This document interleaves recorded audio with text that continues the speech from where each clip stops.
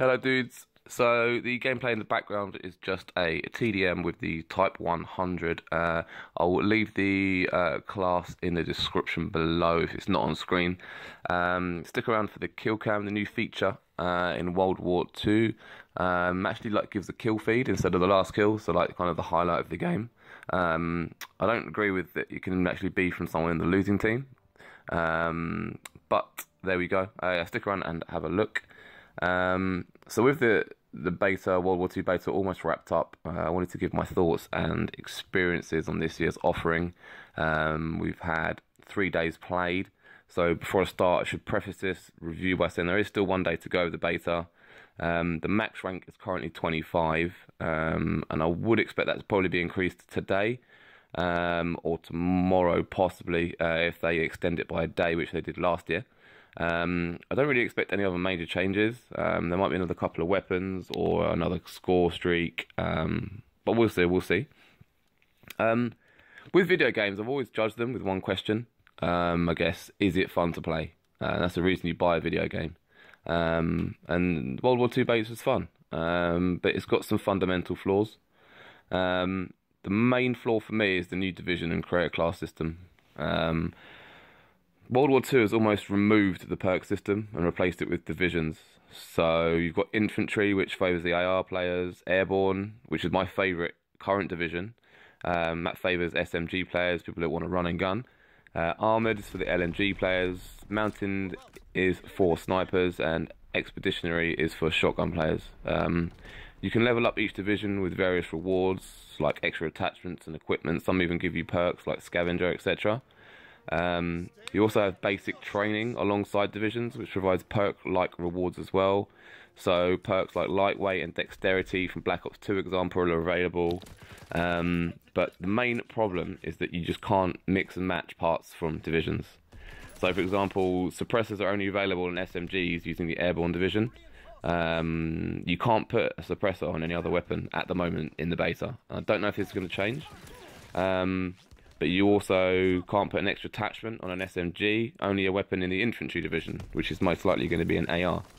Dead Silence is only available in the mountain division, and Scavenger is only available from the expeditionary division or from one of the parts of the basic training. So basically your playstyle is defined by the division system, not by you. You can't perfect your class on this Call of Duty, and I think it's going to turn a lot of people away. But I think more importantly, for those that don't get turned away, it's going to get pretty boring pretty quick. Again, we'll see what they do next weekend for the Xbox beta, and then they reopen it for PS4. But that's like a basic part of their game that they've created, so I don't see them changing it. And I said I think it's going to be a problem. Another major problem for myself and a lot of people is the combination of lag compensation, the time to kill, the hit detection, and just generally the connection in the game. This problem only affects maybe 1 or 2 games every 15 or 20, but it's just hugely frustrating.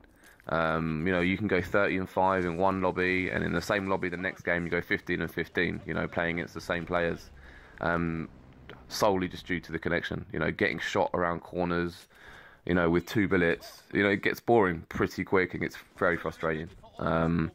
Shooting someone and, you know, have them insta-melt you, you know, just turning around and insta-melt you, happened in Infinite Warfare, and I just hope it's not going to happen for the next 12 months in this game.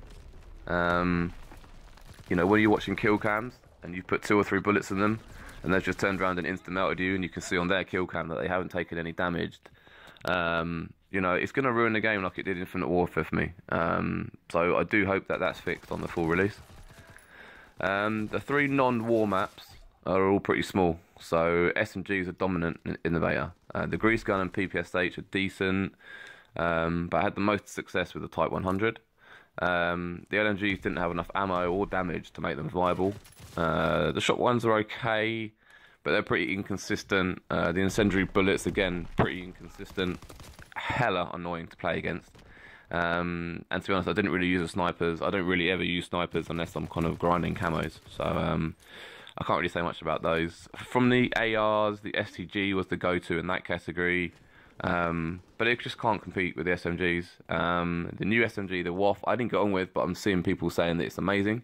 So I might pick that up today before the beta finishes, maybe get some attachments on it and see how good that is.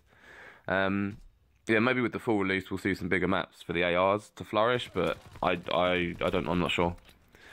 Staying on weapons, I guess the pistols and launchers are pretty balanced. You know, there's no two-shotting people across the map with a pistol like Black Ops 2 and Black Ops 3. This is definitely a good thing. Moving on again to the score streaks, which were hugely underwhelming. At the time of this video, I guess there's only 7 streaks available.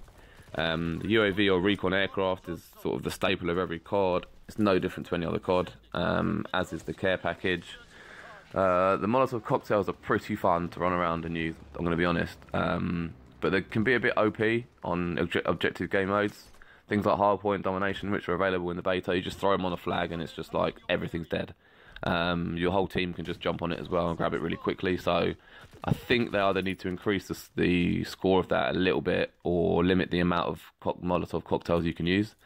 Again, it's the beta, so we'll see what happens on the full release. The strafe run, or the fighter pilot is pretty inconsistent. It only just got added yesterday, and it really does base sort of the score or the kills that it gets are based on what map you're playing. Exactly the same as the glide bomb as well, which I'd say was probably like the Predator from Modern Warfare 2 would be a good example.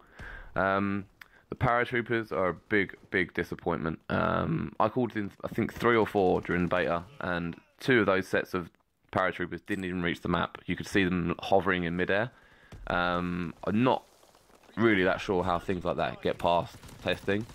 Let's hope that it gets fixed though for the full release. The artillery barrage is pretty good, especially on domination where the spawns are pretty fixed.